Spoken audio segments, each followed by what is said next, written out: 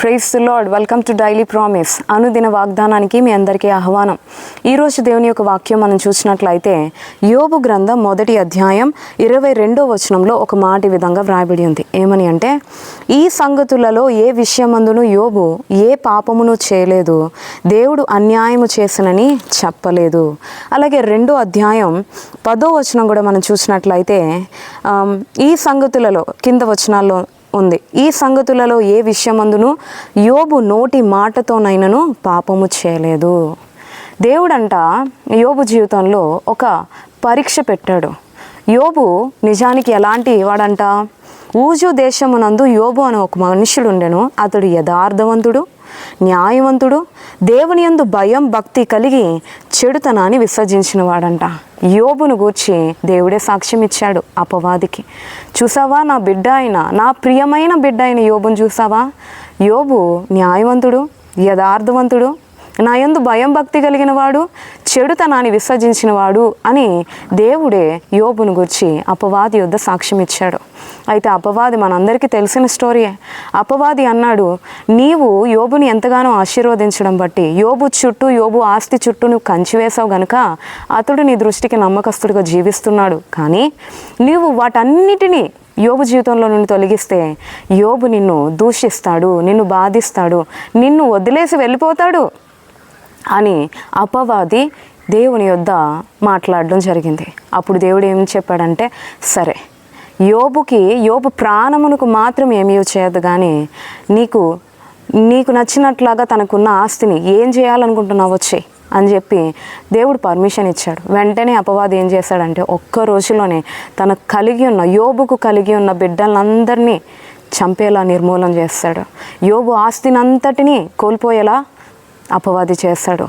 యోబు తనకున్నదంతయు కోల్పోయేలా అపవాది చేశాడు. పైపెచ్చు యోబు శరీరం మీద కూడా గాయాలు, పుండ్లతో యోబు శరీరం కూడా నింపబడేలాగా, బాధపడేలాగా, గాయాలతో నింపబడేలాగా అపవాది యోబుని హింసించాడు. అటువంటి పరిస్థితుల్లో యోబు ఏమంటున్నాడో తెలుసా? యోబంట ఈ సంగతులు అంటే ఇటువంటి ప్రతికూల పరిస్థితులు యోబు జీవితంలో జరిగినప్పటికీ యోబంట ఈ సంగతులలో ఏ విషయమందును యోబు ఏ పాపము చేయలేదంట. తన నోటితో ఏ పాపము చేయలేదంట. తన భార్య వచ్చి రెండో అధ్యాయంలో తన భార్య వచ్చి అంటది ఏమని అంటే, నీవింకనూ యథార్థతను వదలకుయుందువా 9వ వచనంలో, దేవుని దూషించి మరణం కమ్ము అని యోబు భార్య యోబును వచ్చి దూషిస్తుంది. అయితే ఇది యోబు ఏమంటున్నాడంటే, మూర్ఖురాలు మాట్లాడినట్లు నీవు మాట్లాడుచున్నావు, మనము దేవుని వలన మేలు అనుభవించుదుమా, కీడును మనము అనుభవింప తగదా అనెను. ఈ సంగతులలో ఏ విషయమందును యోబు నోటి మాటతోనైనను పాపము చేయలేదు.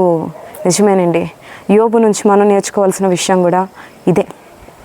మన జీవితంలో మన భక్తి విషయంలో ఎదుగుతుండగా, మనం దేవుని యందు భయం భక్తి కలిగి జీవించడానికి ప్రయత్నిస్తుండగా, యథార్థంగా ప్రవర్తిస్తుండగా, మనం దేవుని దృష్టికి అంగీకారంగా బ్రతకడానికి ప్రయత్నిస్తున్నప్పుడు దుష్టుడైన అపవాది మనల్ని దేవుని నుంచి దూరం చేయడానికి ఎన్నో పన్నాగాలు పన్నుతూ ఉంటాడు, శోధనలు తెస్తూ ఉంటాడు, ప్రతికూల పరిస్థితులు మన జీవితంలో ఏర్పడేలా చేస్తాడు.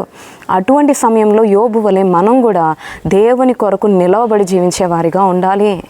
మన నోటి మాటతో అయినా దేవుని దూషించే వారిగా ఉండకూడదు, సనిగే వారిగా ఉండకూడదు. దేవుడే ఇచ్చాడు, దేవుడే తీసుకుని పోయాడు.